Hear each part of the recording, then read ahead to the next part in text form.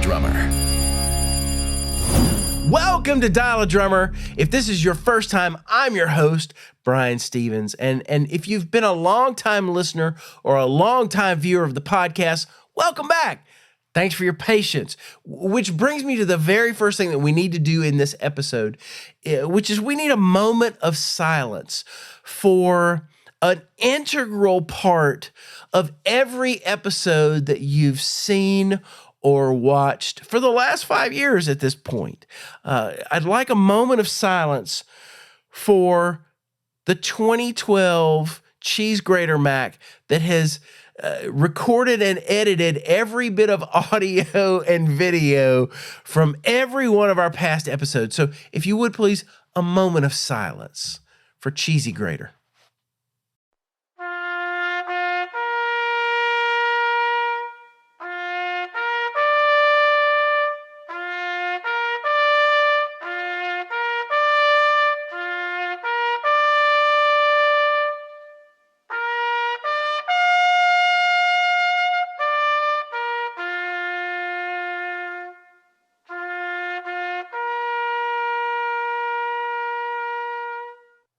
Yes, Cheesy passed from this world several months back. The great thing about that is now the other side of our video studio has gotten a complete remodel with a brand new M4 Mac, and we got lots of new content, new shows coming very, very soon. Lots of great conversations with all kinds of amazing drummers. Thanks so much for being here, whether it's your first time or your 21st time. Anyway, let's get to today's guest. That's the whole reason why we're here. Today, I want to introduce you to Paul Barnes Jr. Now, that name may not ring any bells at all for you, and there's a reason for that, because Paul just broke onto the global music scene as of January 2024 as the touring drummer for the melodic metal band Liliac. Now, if you're not familiar with Liliac, Liliac is known in some circles as the first family of rock.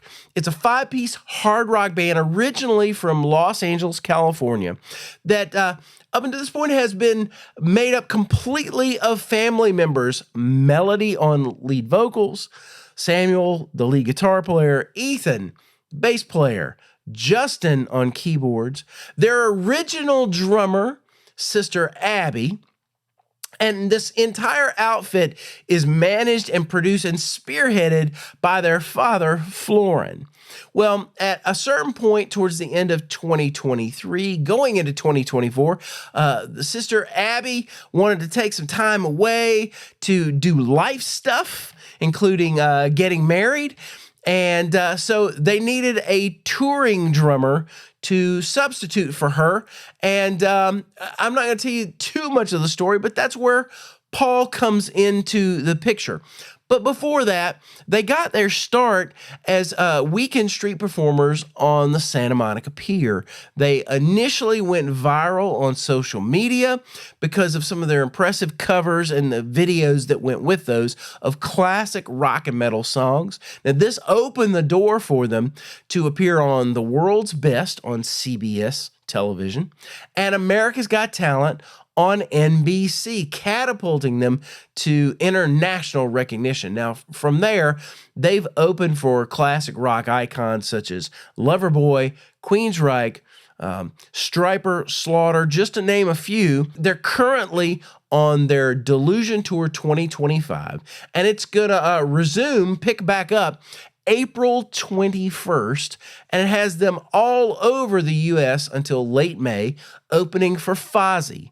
After that, they're going to take the whole group over to Europe for July and August, where they're going to be touring in support of their new album, Delusion, which gets released on July 18th. Now, when he's not playing with Liliac, Paul's also working around Metro Atlanta in clubs and churches and all kinds of other venues around town as a paid freelancing drummer at the ripe age of 17 years old. So I'm not going to spoil any of this story. We talk about all of it in this interview. We also have included some clips of Paul's drum solo, both from his very first leg with Liliac back in January, February of 24, up until just a few weeks ago. And I wanted you to see how much progress that he's made just in the drum solo in the course of a year. But anyway, there's a ton of stuff that we're going to pack into this conversation. I really am impressed with this young man. I think that he's going to go on to do some amazing things, and I'm glad that you're going to get to meet him here first on Dial a Drummer. So without any further ado, here's my conversation with Paul Barnes Jr. Hey everybody, welcome to the control room here at Secret Cove Studios, and I'm so excited for this conversation. I don't really look at it so much as an interview as it is a conversation. Yeah. You had no idea when you came today for a drum lesson that you were actually getting media training today. But I am. It's media training. Here we are. And we're going to talk about that a little bit, but especially for your generation, it's incredibly important to be somewhat media savvy. For sure.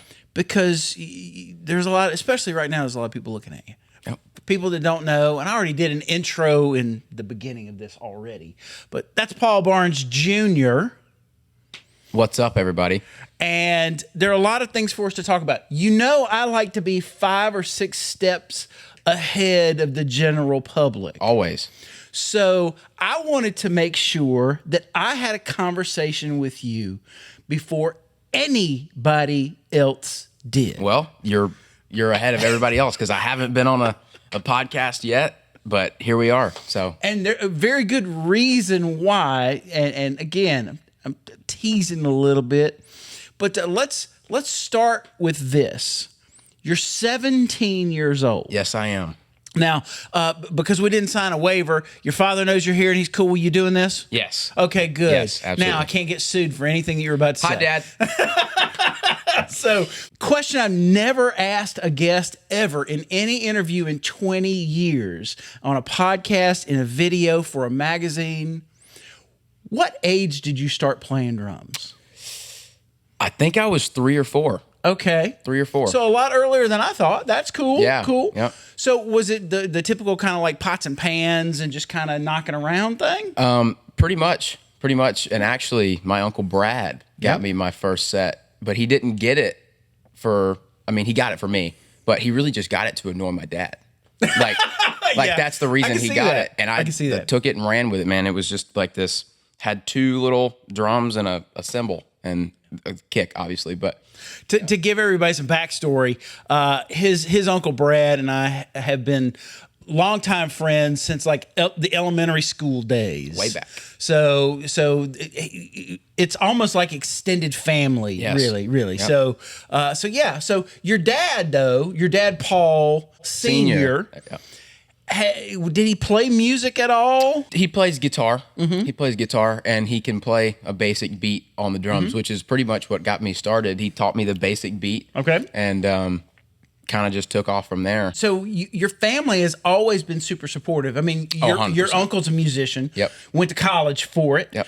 And so your dad is big time into music. 100%. Loves music. Yep. Loves going to concerts. Absolutely. So you've done drums. Did you do other instruments along the way to try and find what your thing was, or was drums really the thing? So the day that I knew that drums was my thing, my dad had sent me a link that day to School of Rock here in Buford. And as he walks in the house from getting home from work, and I'm playing my guitar. And I think I was playing Stevie Ray Vaughan, and it's just blasting. And he walks in the house and he goes, "Did you look at the thing I sent you?" And without even stopping playing, I just nodded my head. I was like, "Yeah, I'm still playing." He goes, "Well, if you go, what would you want to play?" And I just, while I'm playing my guitar, I pointed at my drums. Oh, nice. So that was the day that I knew drums was my instrument. So what age were you at that point? 12? 12, okay. 12, 11, 12. So in terms of really being serious about playing drums and studying, you're only 5 years deep so far. Yeah. That's not a lot of time. Nope. Yeah. So you started taking over at School of Rock. Yep. How quickly before you really knew this was something that you had a talent for? I don't want to say gift. That's a loaded word. Talent for. I mean, I knew that I was pretty decent at what I was doing for, 12, 13.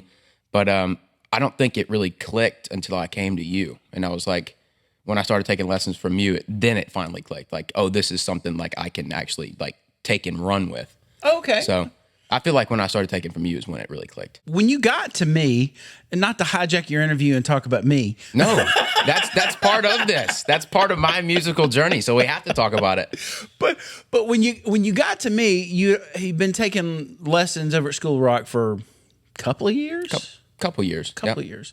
So you could play songs. Yep. And you knew some stuff about the drums. Absolutely. I think I remember you were playing at your church. Mm-hmm.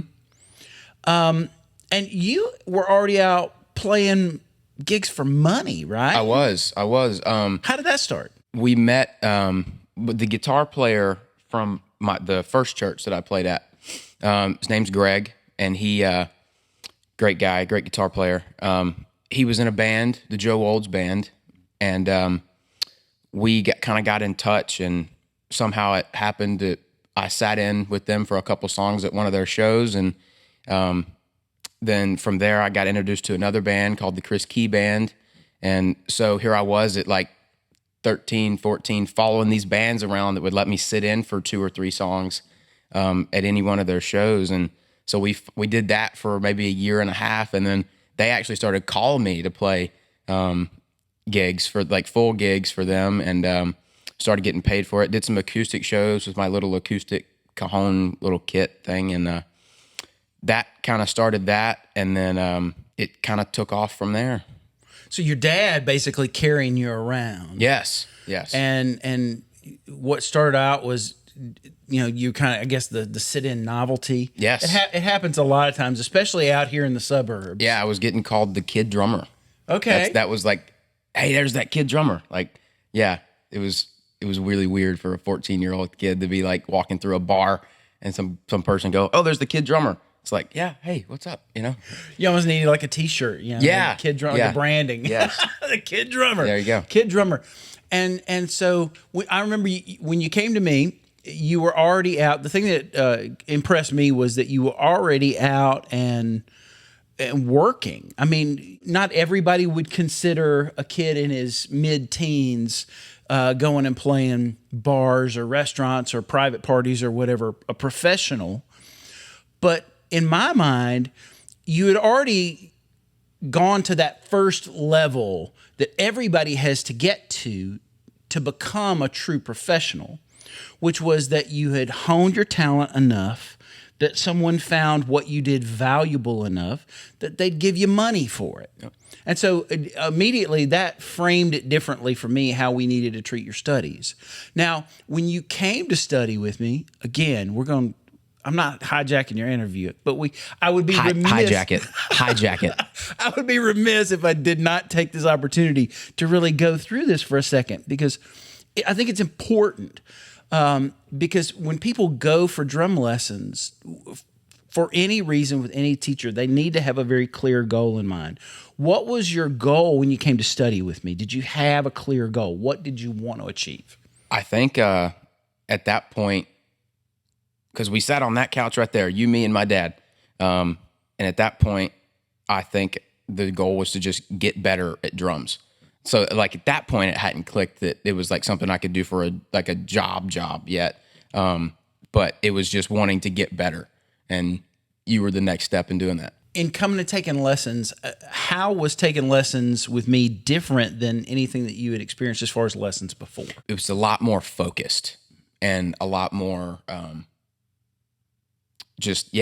focused is the word. It's like, it's different than any other musical program that you can go into.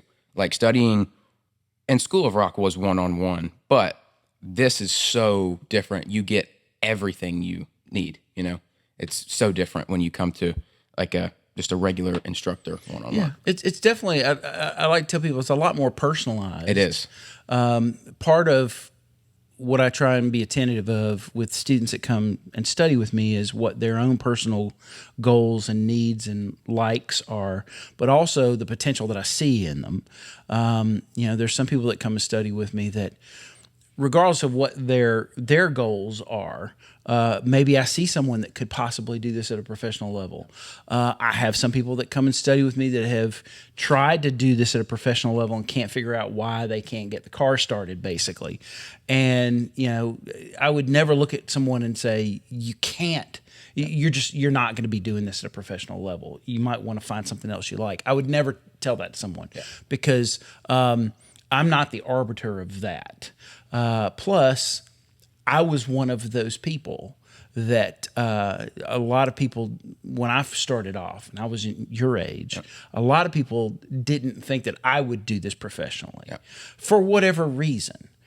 So for those two reasons, I never put my own personal opinion out there, but it does color the direction I steer people. It does. It definitely does. And in your case, I saw someone that this kid could do this at a professional level if he puts the time in and the effort and has the right stuff in the right order. So, end of commercial for me.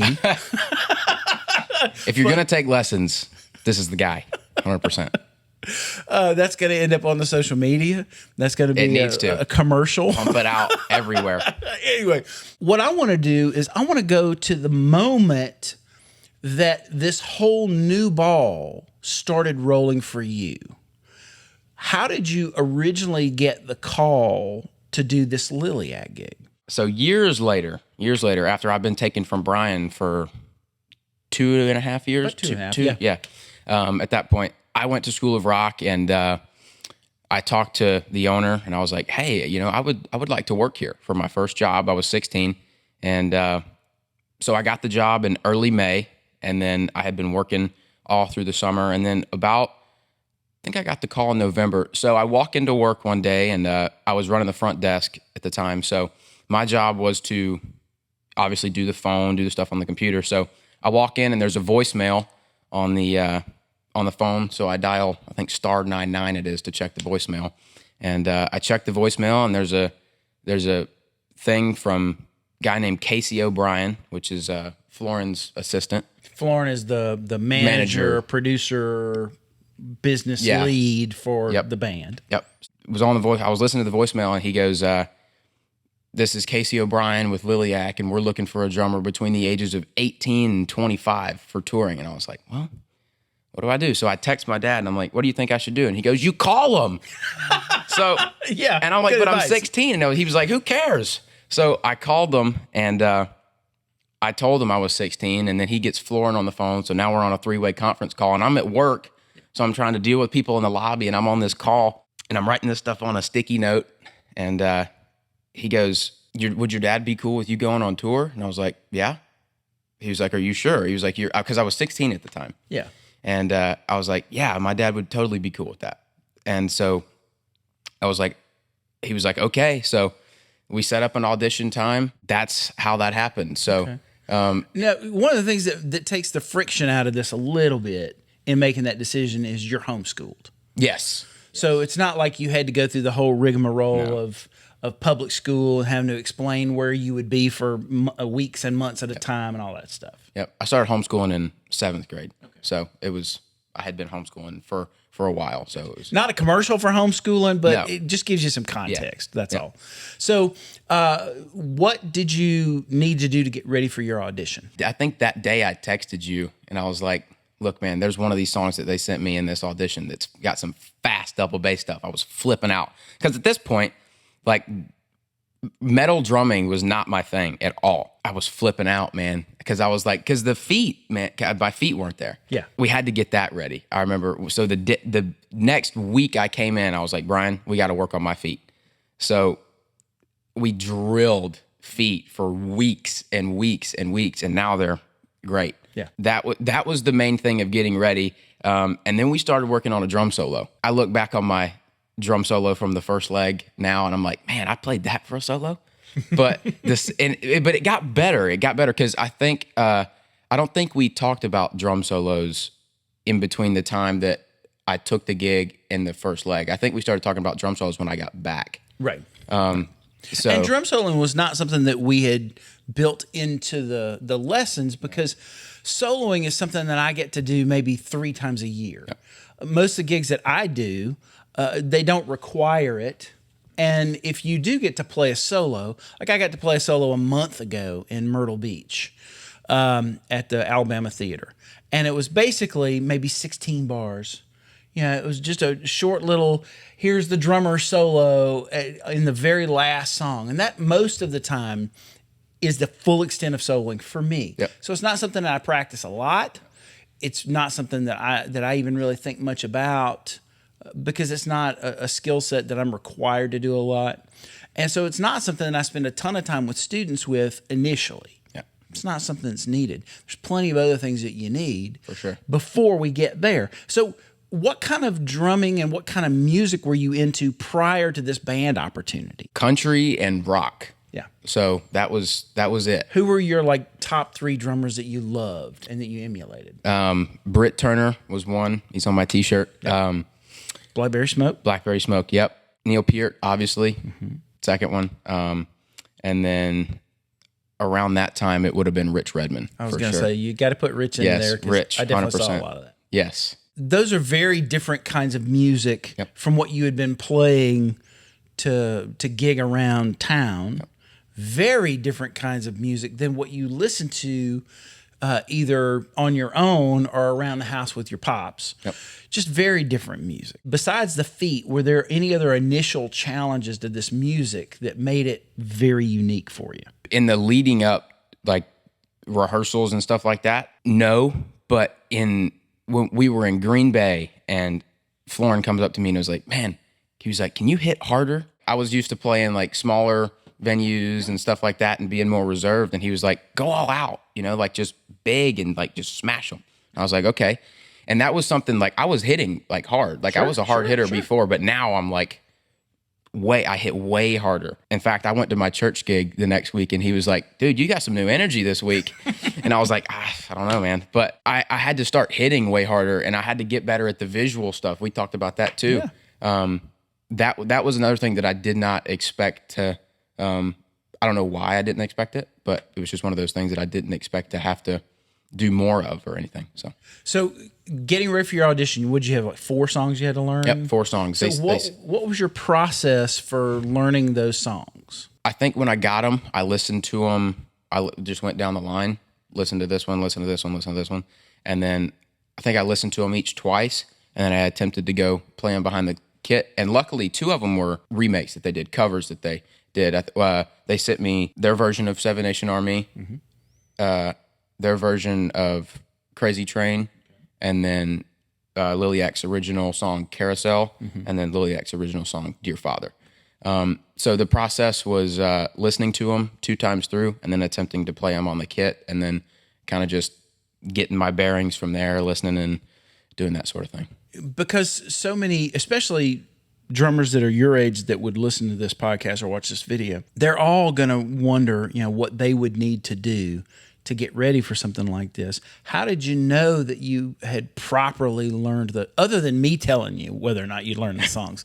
How did you know whether or not you had learned these songs properly? I feel like for drummers, once it starts to feel good to you, I feel like that's how you know you really have it. Like if it starts to, if you're not all tense and stuff and you're just grooving and you're hanging out in the pocket and just, even with metal music, like just, if you're grooving and just hanging out, I feel like that's where you want to be. You don't want to be like, oh no, where's this? Well, I don't know what's coming up next. Like, like if you're in the chorus, like, oh, maybe I know the bridge is coming next. Yeah. Like, the arrangement of the song, like the song structure, all the parts. I know one of the things that we had talked about in lessons was as you go through and you're learning each of these songs, one of the ways that you can know that you know the song is if you hear yourself play the song without any of the music, Yep. Can you tell where you are in the song? Yep. So,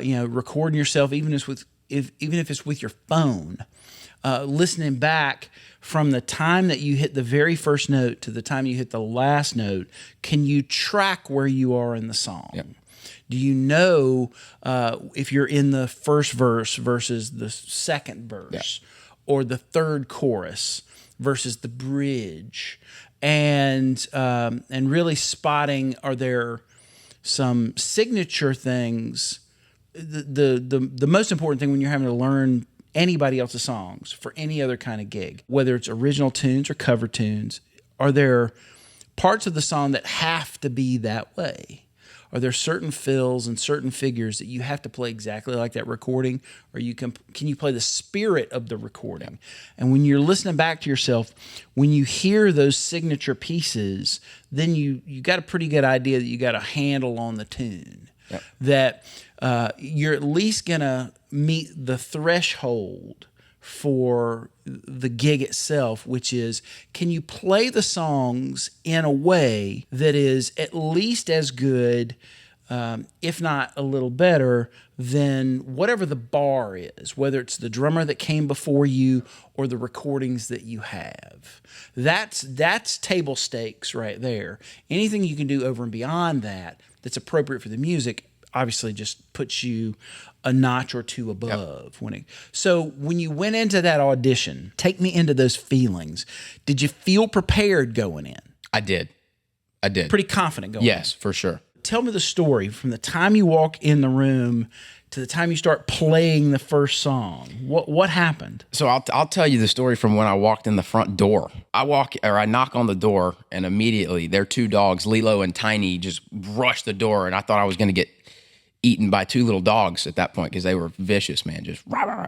Anyways, Miss Netta, Mama Liliac, comes to the door and opens the door and is like, "Hi, hello," and says they're down in the studio, and shows me to the studio. And I walk down, and Florin greets me at the bottom of the stairs. And I'm like, "Hey, what's up?" So then I walk into the rehearsal room, and Sam is there getting set up, and Justin is there, and Ethan is there. I still didn't know where Mello was at that point, but I sat down behind the drums and started getting all set up, and I was getting acclimated and used to the setup, because I had brought my own pedals just in case. And then Mello walks in the room, and I was like, "Hi," we shook hands, everything. And then we sat down and got ready to play the first song, and I started to click on the iPad, and then off we went. Yeah, were you nervous? I was.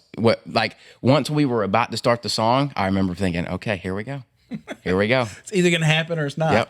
Yep. Was there some point during that 3 or 4 minutes of playing that song that you felt like, or you didn't feel like, you had this on lock?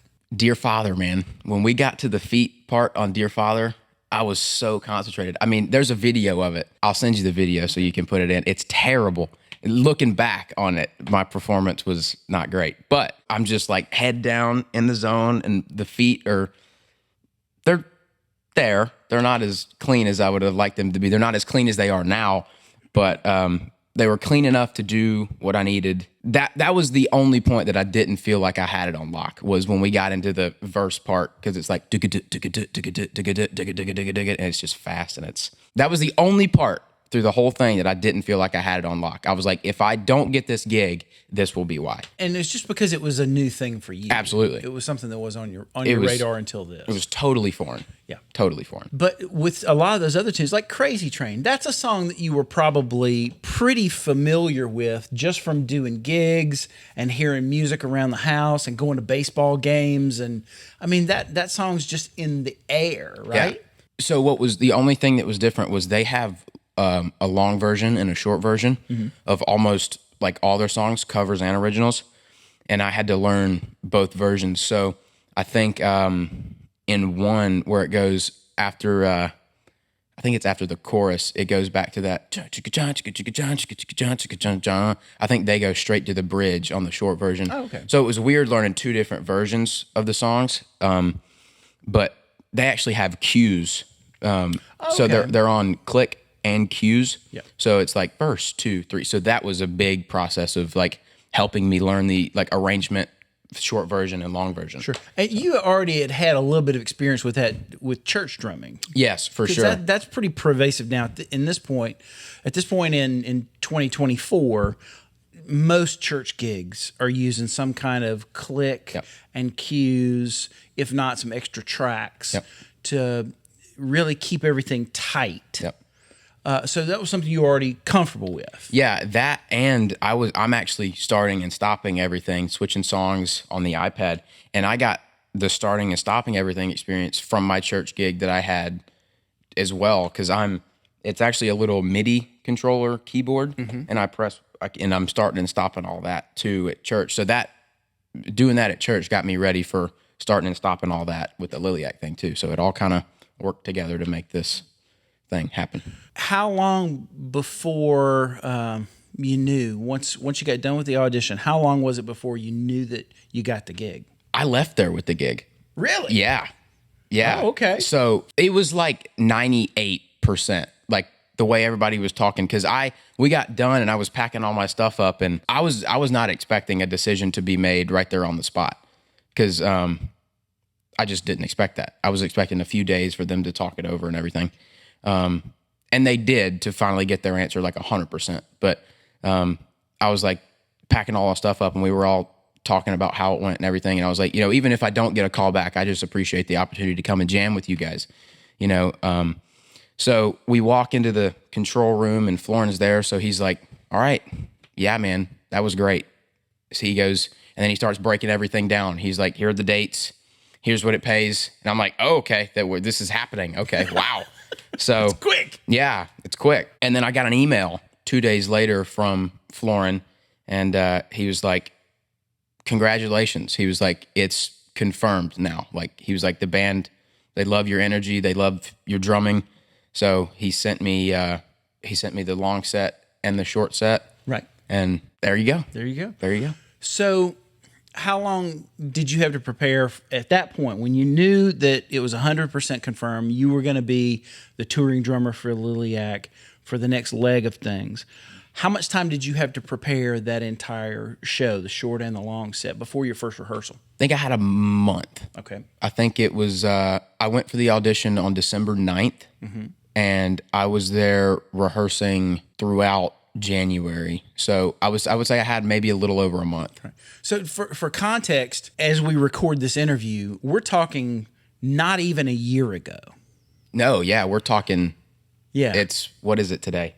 August August the 21st. Yeah, okay, it's August the 21st. I'm actually getting ready to leave again. Yeah, So, we're going to talk about that. yeah, We're going to talk about that. So November of this past year, not even a year from when we were recording this. Crazy, isn't it? December you audition. January you're in your first set of rehearsals. Did you do more of the same to prepare that whole show, or was there anything different? Did you ramp up your practice time? What did you do different to really get ready for it? Man, it was totally ramped up, because I remember coming in here and saying, I found out today that I have the first half of the set down way more than I have the second half of the set down. And you're like, dude, for the next couple weeks, just run the last part of the set more than you run the top part of the set, because I had the top part. Yeah. And so at that point, I had to start running the bottom, because you have to get all the set. You can't just do one half of the set. Right. Yeah. It's like, you can't smoke two songs or four songs. Yeah, the first half of the set felt great. What is this guy doing? You don't want that. Right. So, and the way our brain works, the mistake a lot of people make when they're practicing things or when they're getting ready for something like a show, is they put a ton of time into the first few songs, like the first 10 or 15 minutes of whatever they got to do. Yeah. They put a lot of energy into the back part of it because, you want to leave with a good impression. And the way our brain works, we tend to remember the first and the last thing that we do in a line of information. So it's really important that at some point you take the middle and put a special emphasis on that, because your brain naturally is going to deprioritize it, or it's going to forget it. It's not going to remember it. It's, if I gave you a string of 30 numbers, you'd remember the first couple, you'd remember the last couple, you'd forget all the ones in the middle. It's the same thing with music. You have to, and if anything, you sort of trick your brain by learning things out of sequence. Yep. So you learn songs out of order, and then you put them back into order, so that your brain thinks that all of this is equally important. It's not that we always start here, so that must be super important. And we always end here, so that's super important. Turning around what order you practice the songs in, which song you put the most emphasis on one particular day, any of that stuff is a great brain hack for getting over that hump that most people experience. Yep. All right, so you had about a month to get ready. Was the double bass drum stuff the stuff that you really had to spend the most time on across the board? Yes. Yeah, 100%. So were there any special things that you did to get your feet ready? I would say the first half of my, before I even started the set, it would just be metronome. I would start with a slow tempo and just singles, and then go left foot lead, singles, and then I would speed it up to whatever. I almost can't play that fast, but it's clean, but I can still play this fast. Yeah. And then when it got to that fast, I couldn't do left foot lead. It was just all right foot lead at that point. But just go right foot lead, and then I would push it to my max, and then I would do that, and I'm still warming up at this point, just feet, and then I would go to 2 over my max and just see how long I could stick there, and then that was the first 15 minutes of my when I sat down every day while learning this set, and then hopped into it. How much time were you spending every day working on music for the show? I would say at least 4 hours. So a lot of time. Yeah. And it paid off. It paid off because the first rehearsal went very well. I'll never forget it, man. I walked in there and it was just everything just gelled. And it was that's how this is supposed to feel. That let me know that I spent the correct amount of time on everything. It felt good. So in your rehearsals, what did you guys spend more time on? You weren't learning songs. No. You knew the songs. Oh, yeah, for sure. They, of course, knew the songs because they've been playing these songs. Yeah. What were you guys spending the majority of your time on in the rehearsals? Well, some of the songs, they have live endings that they do. Okay. Whereas a regular song would just end and just fade out. Yeah. They may end it bump, bump, bump, bump, bump, and the hits just speed up and get faster. Yeah. The Liliac song, Not Afraid, we speed up the hits at the end. Mm-hmm. So there's actually, I still have the videos on my phone. It's funny. We actually went through and recorded all the songs that have a different ending. So that was part of it. And then even in the rehearsals, we would rehearse like we were at a show. Yeah. So we were going to open up for John 5 on the first leg of this tour. And so Mello would talk about, we would literally act like we were playing a show opening for John 5. Okay. So she would be come meet us at the merch table after, everything was rehearsed. Yeah. That was the thing that we spent the most time on, was the endings to songs, just because they didn't have that in the stuff that they sent me. And then rehearsing the banter, stage banter to the show and all that. Was that a lot different than the kind of rehearsals that you'd done before, for church gigs or bar gigs? Absolutely. I had never been in a rehearsal where the show was rehearsed. I had been in rehearsals where the music was rehearsed, but never how the flow of things was going to go, stage banter and all. Yeah. So that was a little different for me. So we get to the very first show. Where was your first show with Liliac? Oh, man. We were in Illinois. I forget the city, but we were in Illinois, and we were at the Arcada Theater. Okay. This theater was so cool. It was it had all this super fancy stuff, and in the green room you could walk through, and in the kitchen they pulled this curtain aside, and they were like, "You see that little tunnel right there?" And I was like, "Yeah." And she was like, "That was Al Capone's tunnels." And I was like, "Whoa." I was like, "Whoa, this place has got some history, huh?" So she was like, "Yeah." But so the first show, Arcada Theater, we get there, we roll up, and I walk in, and I was like, holy cow, here we go. Because, it's a pretty big place. Had you never played a theater like that before? Nope. Thought I was going to die. The whole show. Felt like I was going to die.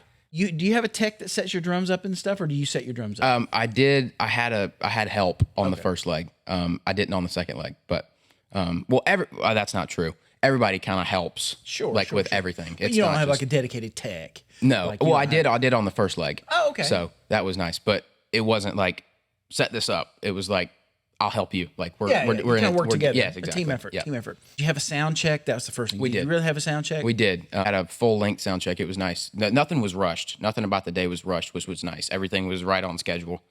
We got there and all John's 5 stuff was set up, sound checked, ready. So all we had to do was set up and sound check. Did you feel incredibly nervous? Were you confident? What was your mindset at that point when you're doing the, or were you just happy to be there? I was just happy to be there, man. And sound check was phenomenal. I was like, man, this is nice. I'm playing to a theater with nobody in the seats. This is phenomenal. And then you walk on stage and there's people in every seat and you're like, oh my God, I'm going to die. You know what I'm saying? So I walk on stage and my heart just sinks and I'm like, oh my, what is going on? Yeah. Like I had never felt this amount of pressure before. Yeah. There's nothing you can't describe it. I literally felt like I was going to die. Yeah. Like that's the closest thing I can describe to feeling like you're going to die. So I was so incredibly nervous and I sat down and I was still nervous. That's when I knew. I was like, okay, like I got to take some breaths here. Like this is bad. So we cue off the first song and it goes fine. And we're second song. And man, at this point, I feel like I'm just going to puke. I'm so nervous. I'm looking at people in the balcony and like all these seats that are just filled. And I'm like, holy cow, this is happening. I'm glad that that's the only show I felt like that. After that first show, I was nervous before every show, but right when I sat down, I knew what to expect. So right when I sat down, the nerves were gone. Yeah. For every other show besides the first one. But that first one, man, whew, was bad. Did it go away at all over the course of the show? Did you finally settle in at any point? Maybe on the last song, Yeah. just because that was like, it was like, yeah, get me out of here at this point. Like I was enjoying it, don't get me wrong, but at that point it was like, oh, okay, I made it, you know? Yeah. So, Home stretch. yeah, exactly. Home stretch. Exactly.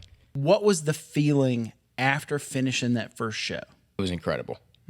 Everybody walked off stage and it was just, Florin was like, yeah, dude. Yeah. He was like, that was awesome. And I was like, I know, man, that was so fun.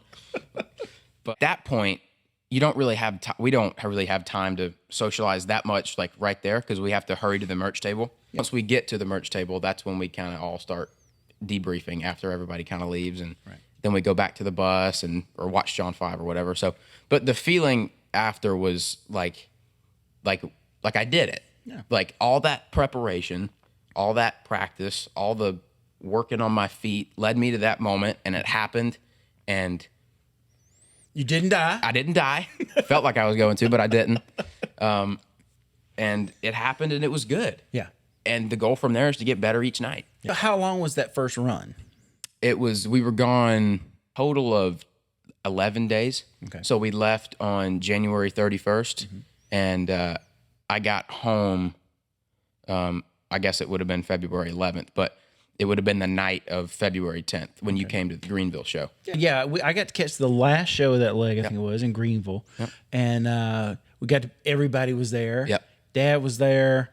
Uncle was there. The whole entourage. Betsy, your aunt, was there. Yep. Like everybody was Yep. there. And it was awesome. And It was. I'll put a little bit of that probably right now into the video feed of this so that people can kind of get an idea of what that was like.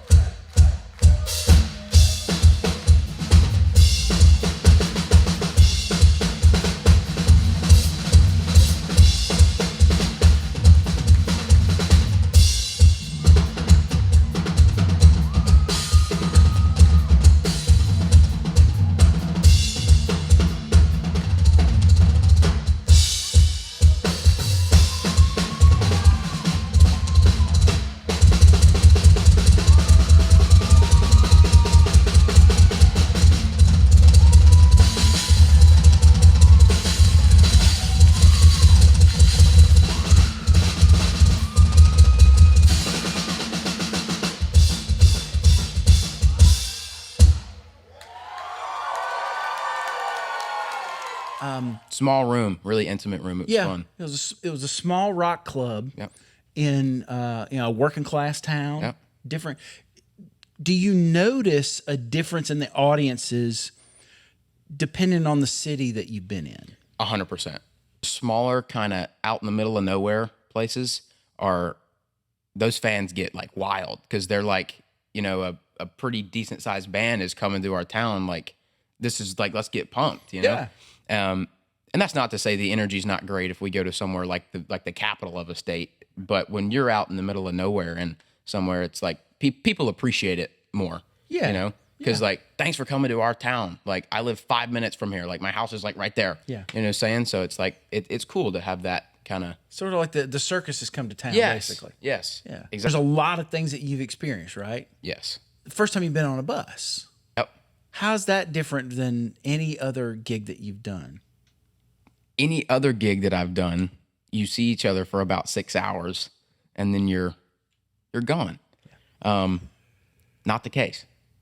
Not the case when you're on a bus. When you're in a bus, living with people for a week and a half, you get close. Yeah.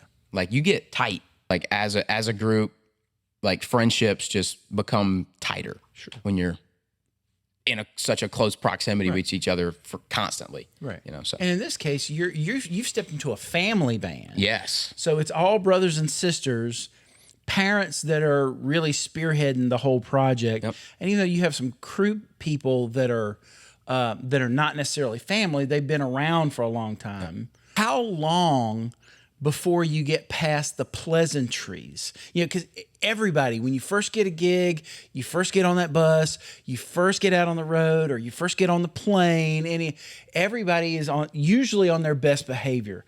How long did you go before it was like, all right, well, now they get to see who I really am. You're annoying me. 5 days.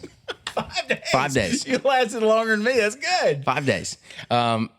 So halfway, it was like, I'm not going to go into detail. I'm not going to name names. But 5 days. Yep. And I was like, ooh, okay, here we go. Like, this is what Brian was talking about when he said, you got to be cool. Yeah. And so I was cool as I could be. You know? So, well, it's one of those where, especially on a bus, it's a lot harder to have boundaries. Yep. Because it's a mixed use place. Yeah. And the only place you can really go where you can shut the door and get away from everybody else is your bunk. Yeah. And even then, you really can't, right? No. Because even that's not totally like away. Like, you can still hear everybody. You can still, it's like, sometimes, man, I would go to my bunk sometimes and just put my AirPods in and put them on noise canceling mode and just be like, just chill, The back lounge, not everybody hangs out in the back lounge all the time. So the back lounge is another place where you can kind of go and just hang out. Yeah. But the back lounge is usually the quiet place, unless it's before a show. Then it's like crazy town. Yeah, but, it's just it's like a train station. Yes. Just people coming and going and things happening and all that stuff. Yeah, it's definitely one of those where, especially on a bus, but really any kind of traveling stuff, the thing I tell all my students is, you have to be mindful of yourself and making sure that you're taking up the appropriate amount of space, both physically and just emotionally. You have to have a lot of EQ.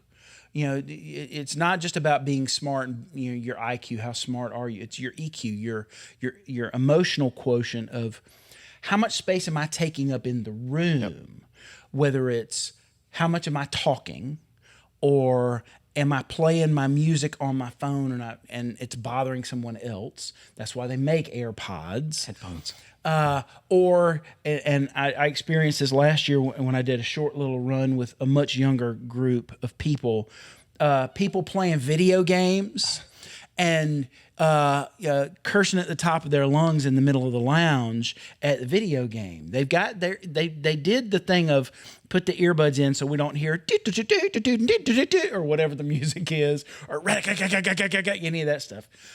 But then all of a sudden it's just vile obscenities at this little piece of plastic, throwing stuff around. And you're like, what just happened? Yeah. That takes up a lot of space in the room, and a lot of times people don't necessarily realize that. Yep. So just being cognizant first of yourself, how much space am I taking up in this room, and can I make my space smaller where appropriate, versus, well, this is our social time. Yeah. This is hang time, and yeah, we're going to be a little loud. We're going to laugh a lot. If you were of drinking age, we might have a couple of cold ones, and it might get a little bit on the rowdy side for the next hour or two, and that's cool now. Yeah. But it's not cool 8 hours from now to keep that going all the time. Yeah. So that's for me, especially this past year, it's been planes. Like when you're on a plane sitting next to someone, there are times when I'm sitting next to someone that I'm on the gig with, and they want to talk the entire flight. Now, sometimes I'm cool with that, especially if it's somebody I've known for a long time, and we really are just in it, like it's a hang. Yeah. But there are times when I'm looking forward to 2 or 3 hours of not talking to anybody. And so you have to, as you're sitting there, you have to feel that other person's energy. Do they want to just put their hoodie on and be by themselves? Or are they cool with sitting and talking? Yeah, if you get a couple of dry answers back to back, it's like, okay, maybe just let him hang out for a little bit. Yeah, that's it. That's that EQ, that high EQ of seeing what somebody's response is. How much are they engaging you when you engage them? Yeah. And if they want to be left alone, the answers are short. Yep. The emotional level of those answers is probably really low. Yep. It's just the facts, ma'am. Just the facts. Yeah. Whereas if someone's highly engaging and they're high energy with you, then it's probably a good time to hang out with them. So I want to talk about a touchy subject with you. And at any point, if you say anything that you feel regret for, we can always cut it out. But I really, for myself, I want to get the straight answer on some stuff. All right. Because it's the first time that you've had to experience some things. Yep. You came into a situation where there were already 2 drummers that had played in that band before. One that was a founding member and a family member. Shout out to Abby. Yeah, of course. Abby laid the groundwork for a pretty cool thing. Absolutely. And then the year before, you go in to sub for her on a tour. They had another young lady that came in and played drums. Yep. And again, it was 6 months or something. It was a short amount of time. Something like that, yeah. It wasn't a long amount of time that other person was there. But again, had probably generated a fan base, probably brought a fan base, and then generated a fan base by being in that. Tell me about, I don't know if backlash is the right word. It's one of the words. Tell me about the reaction of people to you being in that band for 2 things. One, you're not the founding member of in that band. You're not a founding member. And 2, here's the kicker. You're not a girl. That's the one. Ding, ding, ding, ding. There's the one. So even just in the announcement video, and I was so bad about reading every comment on everything that was about me. And the good ones didn't matter. They didn't get to you. But all the bad ones, man, it was just all of the bad ones get to you. None of the good ones get to you. It's all the bad ones. But I was so bad about reading every comment when I first got the gig. Even in the announcement video, there was people saying, no boys, no boy drummers, gotta be a girl. And it's at that point, it's why? Right. I'm just doing my thing, Why hate me for living my dream and touring? Why? Yeah. Why do that? But now I see a lot less of that. And we're in August now, about to be September. That was February. I see a whole lot less of it now. But the initial reaction was definitely not the greatest. But here we are. Yeah. And we talked a little bit about that because I saw some of those comments. I made it a point to look and see so that I would know what you were experiencing. Yeah.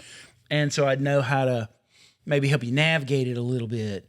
And the one thing, and let's take the girl part out of the equation. Let's speak to previous drummer, especially founding member. Yeah. No matter how good a job you do, there's always going to be a certain percentage of that audience that's not going to like what you do. Absolutely.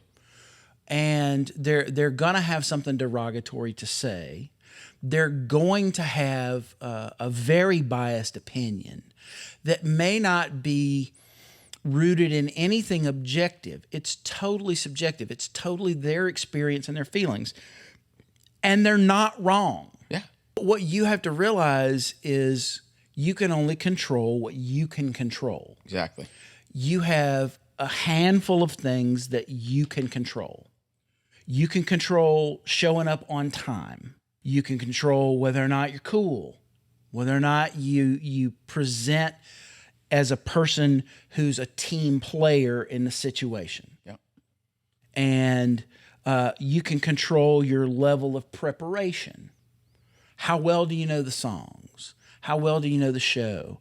How many times have you been through that, drilling yourself to make sure that at least when it comes to the music, you've got that part covered. Yeah. And now you've had enough experience with the entertainment part of it.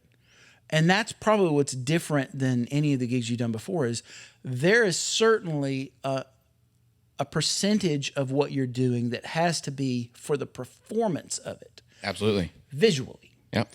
So those are the things that you can control. Yep. Everything else is out of your control. Yep. Totally out of my control. Is that the first time that you've ever been in that situation like that? It's the first time that I've ever received any kind of like hate, period. Yeah. Like I had never had anybody talk bad about like the thing that I do before. Like maybe some people thought it, but they didn't say it. Yeah. But it was the first time that anybody had ever said anything to me about like bad about the thing that I do. Yeah. So that it definitely hurt in the beginning, but now it's, it just rolls right off my back. Right. But it hurt in the beginning because it was super foreign. Sure. Well, you'd never been in a situation of that high a profile. No, heck no. I don't think you really had much on your social media at that point. Not at all, really. Yeah. No. So it really is getting thrown in the deep end of a very deep pool. Yeah. Because you could spiral out of control pretty quickly by going down the comment thread. Yeah, and look, the only thing I can say to the people who hate me for whatever reason is come to a show and hopefully I can win you over there.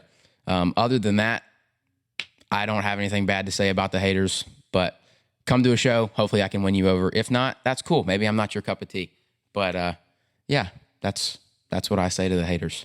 But a job is not to be popular. No. Your job is to play those songs the best that you can possibly play them. Yeah. And play them in a way that I call it driving the bus. You're driving the bus of the band on stage. Yep. So that from the very first note to the very last note of every single song, everybody stays locked. That the music feels good to the players on stage, to the people in the audience. It sounds great. It's grooving. Your job is to make sure that from the beginning of the show to the end of the show, that the songs are performed as well as they can be possibly performed in the drum chair. Yep. And that you're servicing the people you're playing with. And then second to that, servicing the people that paid money to see you. Yep. Or bought that ticket or took the time to come see you. And everything else is outside of the scope of what you're there for. You're not really there to win anyone's popularity contest. You're not there to be their best friend. You're not there for them to admire. Yep. I think that's the safest word that I can use. Yeah. Because, and we did talk about this, pretty generally will initially trump talented Yep. or prepared. I think that's a better word, prepared. Yep. You can be incredibly prepared for the gig, but the prettier drummer, no matter how much preparation you put in for a certain percentage of the audience, they're going to prefer the eye candy Absolutely. to what's maybe happening musically and technically. Yep. I don't have long blonde hair. Sorry. I just, I don't. It is what it is. It is what it is. And I think it's healthy for you to understand that has nothing to do with you. Yeah. And there's nothing you can do about it. And the one other thing that we did talk about from the time that you were, I think people that are watching or listening to this need to understand this. The one thing we talked about a lot from the time that you were getting ready for your audition to the time you were preparing for these shows to the time we were working on the visual part of your presentation is you've got to go in there and become undeniable. Yep. You've got to do such an amazing job at the things with which you're tasked that no one can knock you on those merits. They can't say, well, his feet suck. You know, her feet are way better than his, man. I liked it when she did the double bass drum. It was a lot cleaner.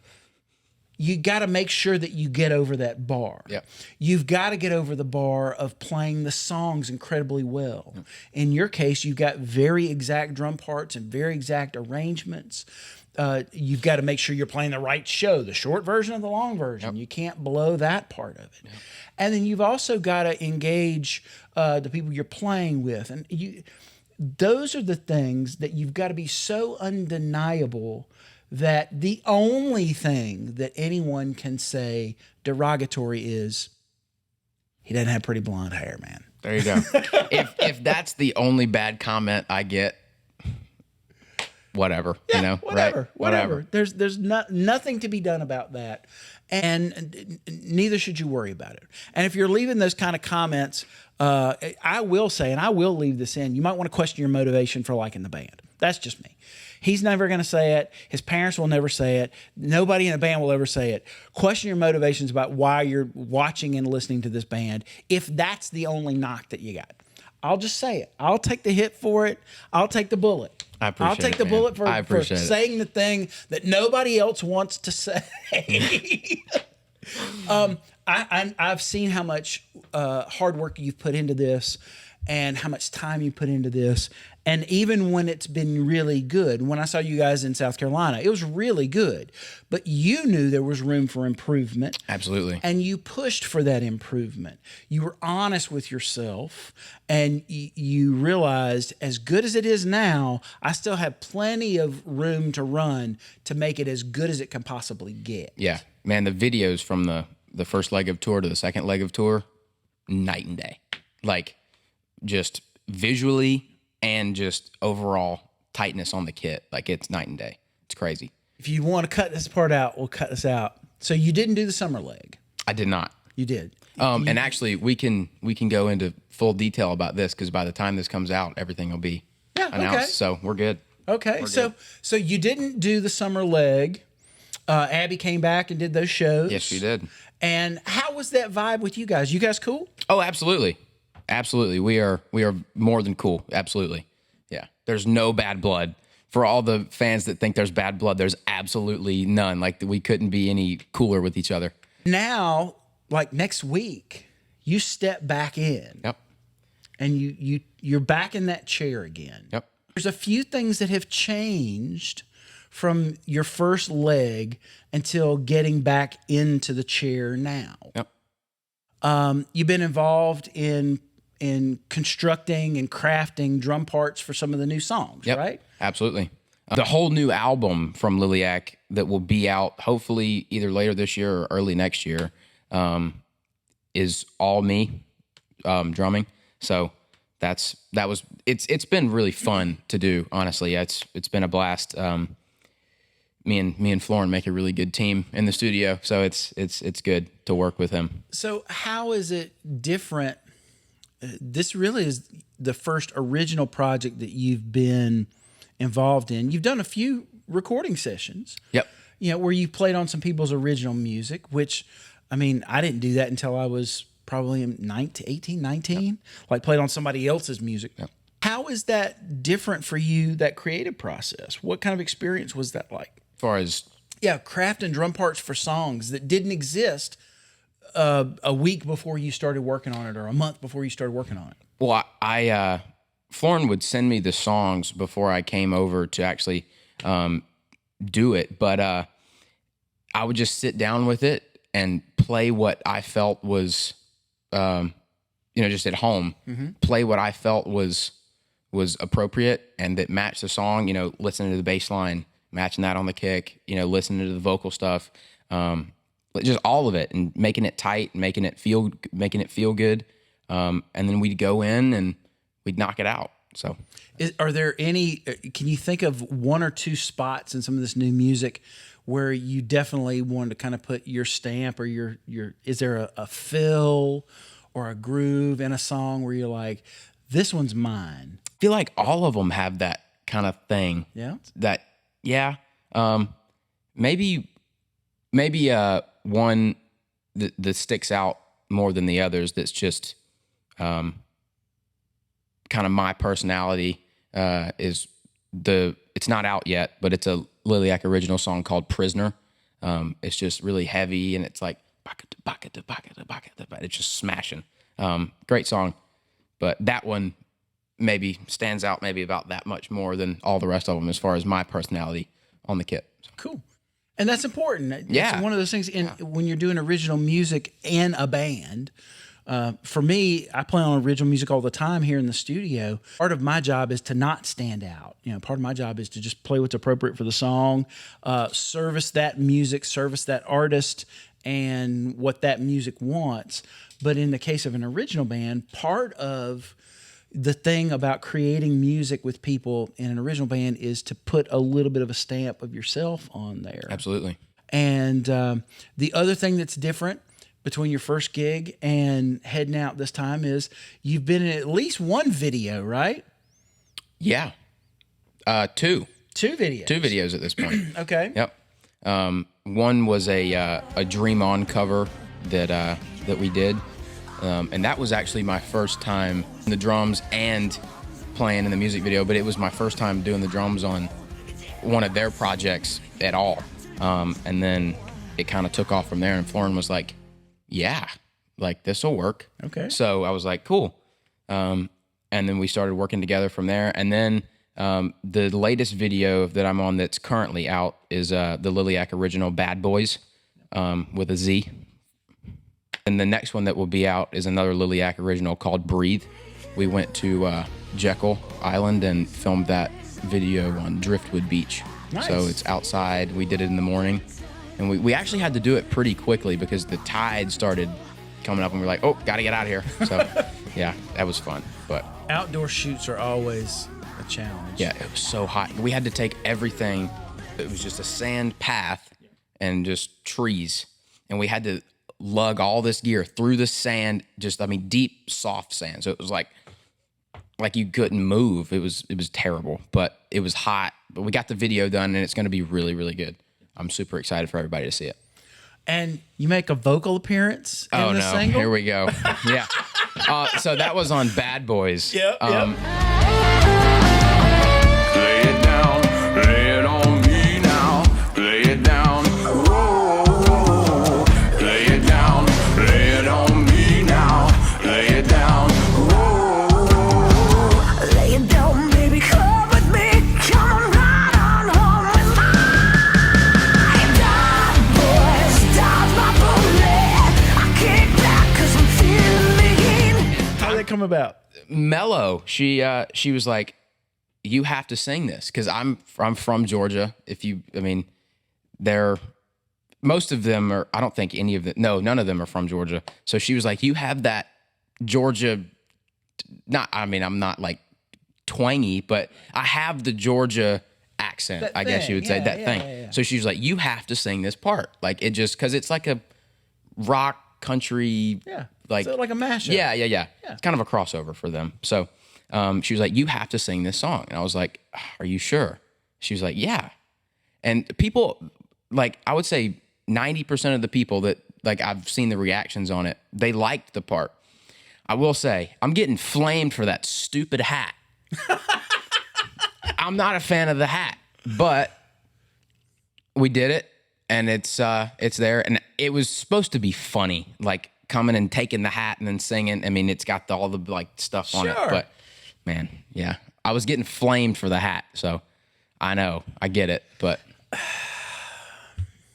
My usual reaction to that is, well, when you have your own video, you don't have to wear the hat. just whatever you do, don't put a picture of me with that hat up, please. Please. I did make fun of you about the guy liner a little bit. Yeah, I did yeah. make a little fun. Yeah. Of it. But again, it's one of those where it's sort of like part of the gig. It is. It is. It's part of the It is. gig. You know, it's part of the culture. It's part of the look. It's for specific kinds of music and things like that. It's just part of the gig, man. Yeah. It's just part of what you do. Yeah. I've enjoyed seeing the videos, and the new single's really good. It's cool. Thanks. It's a nice change of pace for them, and maybe it's a bellwether for some things to come or something. Maybe. Maybe. You can't give too much of that information out. Maybe. So you guys are getting ready to leave out for the next leg of the 2024 tour. Yep. Do you know some of the cities that you're going to be in? Richmond, Duncansville, Pennsylvania, Ottawa, Canada. We're going to Canada. Going to Canada. I think Ottawa and maybe Ontario. I don't know. I can't really think. I know Ottawa for sure. And then we're going Buffalo, New York. Drawing a blank on the other dates, but there's You can find everything at liliacband.com. that's you said it. There you go. Yeah, might as well just throw that in there for people. There you go. What are you most looking forward to about getting back on that bus and going back out there? They were gone, and I still haven't seen them. I haven't seen them since we went to film that music video in Jekyll, which was, I think it was the first part of July. Okay. So I haven't seen them in a minute, and they're all out in LA right now. They're doing that, and then they're coming back, and then we're going to tour rehearsal and go on tour. But it's been like almost 2 months at this point. So I'm most looking forward to just seeing them again and going out there and hanging with my friends, you know? Yeah. So I'm really excited about that. Get to see them again. And that's been for me one of the things that I've been excited about for you is that at least for this first foray into being the hired guy in a situation, you fell into a situation where you've made some friends. Absolutely. Unfortunately, not just for you, but for anybody that's watching, that's not always the case. Yeah. You know, there are times when you're working with people that your working relationship is fine, everything's fine, but on a personal level, there's a disconnect there for whatever reason. And that sucks. It sucks. It sucks because, like, sure, you're making money, but are you having fun? Right. You know?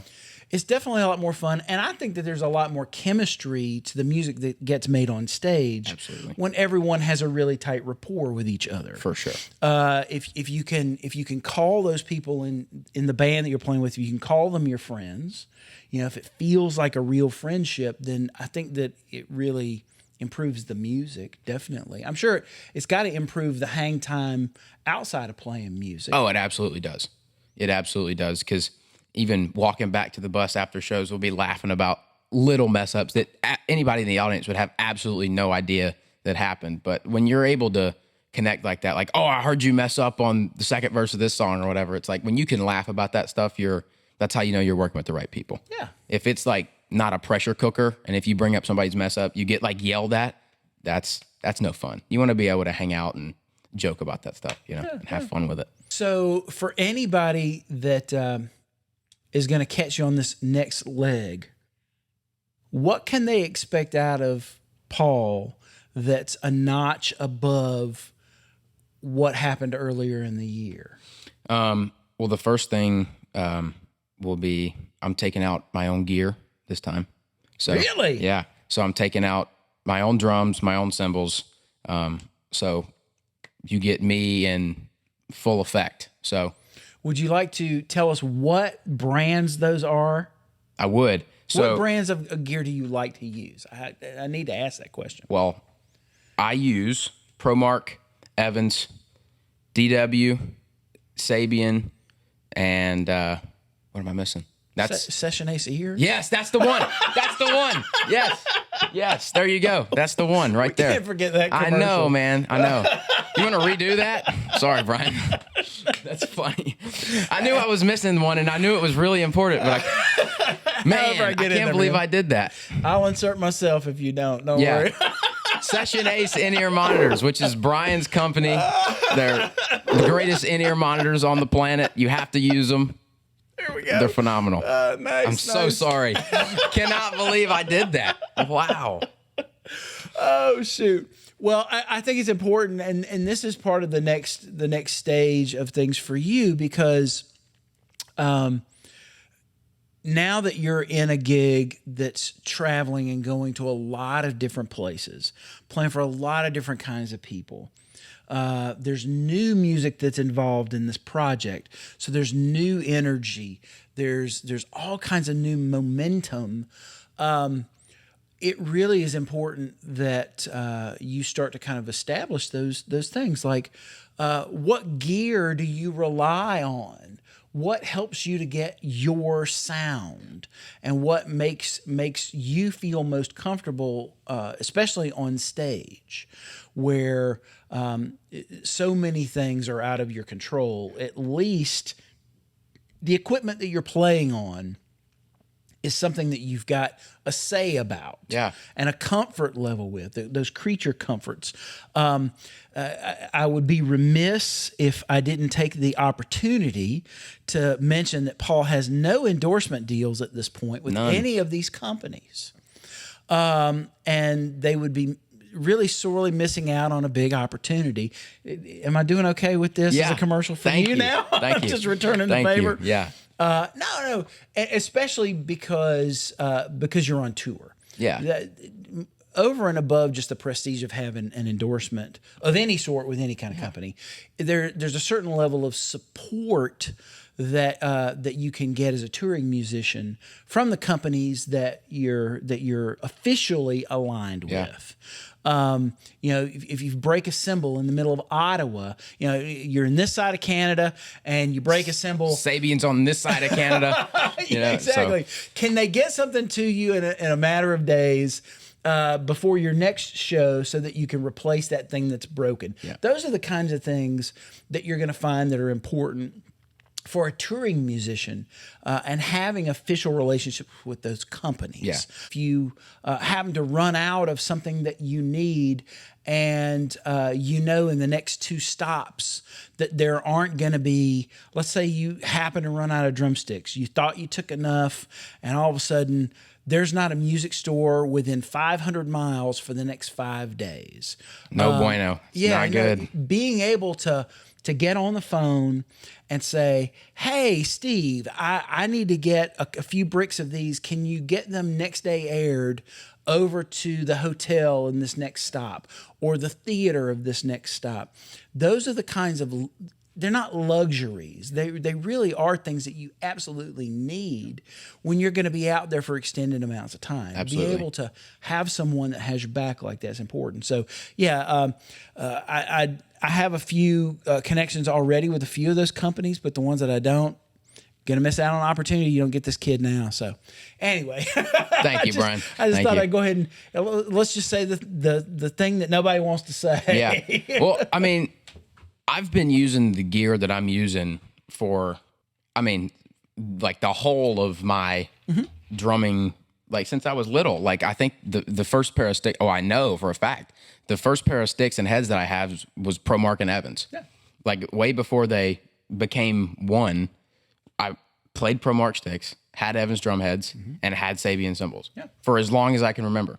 And then my first real professional kit was a DW, and from then on, I'm just like, those are my brands. Yeah. So I will hold out as long as it takes, man. I will hold out. Well, maybe between being out on tour and this little interview and whatever else that's in front of you, it won't be too long before you officially build those relationships. That would be awesome. I would love to see that happen, and if I can be directly responsible for opening some of those doors, that I will. Appreciate you coming spending the time talking to me. Absolutely. And I'm glad now that the world has had an opportunity to meet you Yeah. and know a little bit more about you, get a sense of who you are, and really, more than anything, see the thing that I think special about you. I want to brag on you for a second. The thing that I think is special about you at your age, to have the ability to focus on something and make it such a high priority that you'll put the time and energy and very deliberate effort. Not just, well, the kid plays drums all day long. He beats. I can't tell you how many times I hear it from parents about their kids. Well, he's beating on everything. That's not the same. Yeah. I have had a direct visage to be able to see that, like when I give you stuff to work on, and some of it's tedious, some of it's incredibly difficult, that you go home and you put in the time. And when I see you the next time, usually a week later, that it's a little better than it was before. If it's something you couldn't do at all, now you can at least get it's up on its legs. Yeah. And week after week, I see the improvement. And improvement only comes through time and reps. That's it.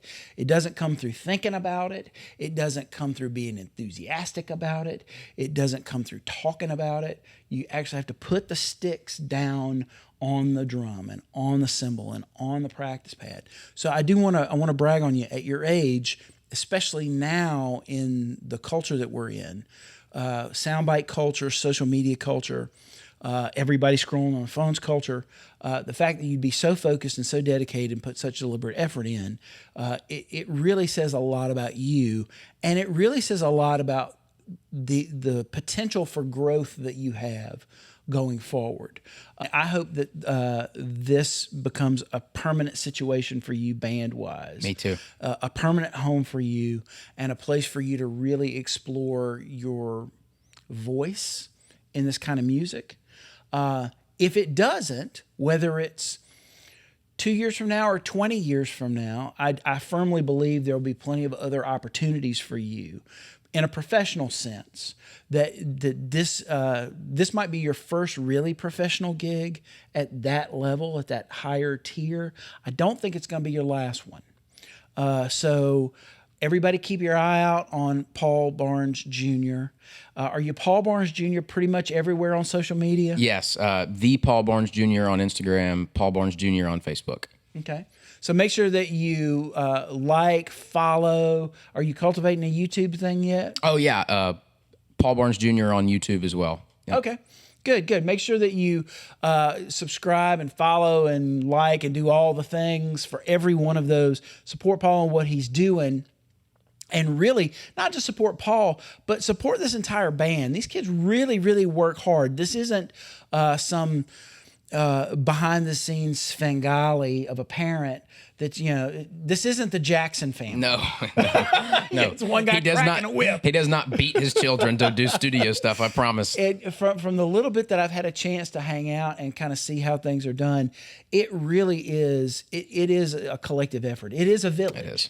And they all are very, very good at finding what they're good at and working together to really push this music out, to push the brand out, to get awareness on the stuff, and to create some really good sounding music. That's the other part of it. Yep. It's music worth listening to. So make sure that you do all those things. Make sure that anywhere that you stream music, make sure you're listening to Liliac. Get to know this music. Look at liliacband.com and see when they're coming to a town near you.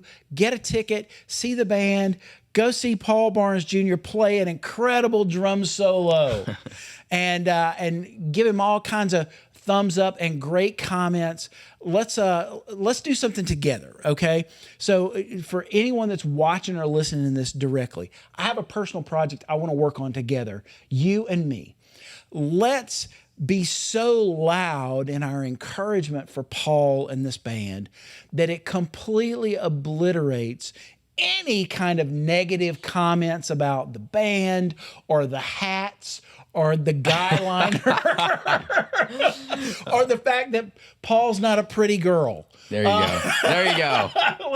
Let's get in there and let's really show a lot of support for what these kids are doing, because they really are great kids, and they're doing some really great creative stuff. So thank you for hanging out with me, dude. Thank you, man. Thanks for being letting me be the first person to interview you. Absolutely. I don't think this will be the last interview you'll do. I hope not, because I enjoy this kind of thing. I love it. It's cool. I love it. It's cool. It is. Well, thanks so much. Thank you, man.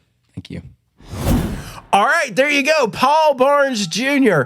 And I really appreciate him taking the time to let this be the first place where he's really shared his story and let you in on how he got to where he is today. The kid has really worked his tail off. I'm super proud of him. I would have put him on this podcast even if he weren't one of my students. I really am impressed with not only the progress that he's made over the last 4 years as a drummer, but especially over the last year and a half professionally. He's really made some huge strides, and as by the end of this year, he will have gone to Europe. He'll be global at that point. I think it's awesome that you guys get to hear his story here first.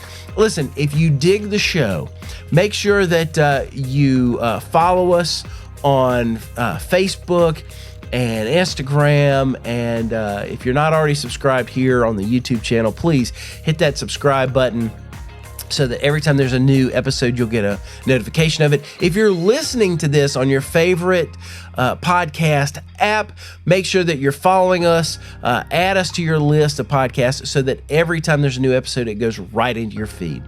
And if you're listening but you haven't seen the show, jump over to YouTube. There's a lot of cool visual content with some of these episodes.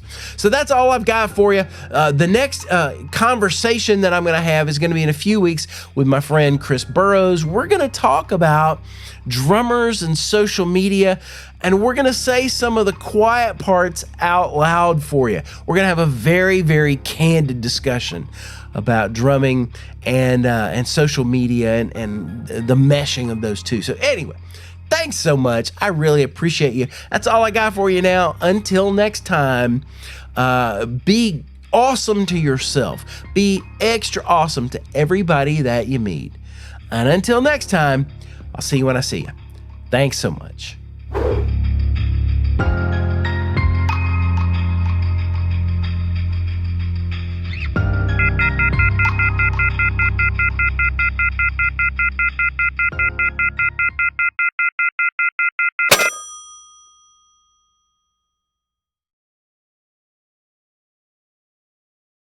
Thanks for listening.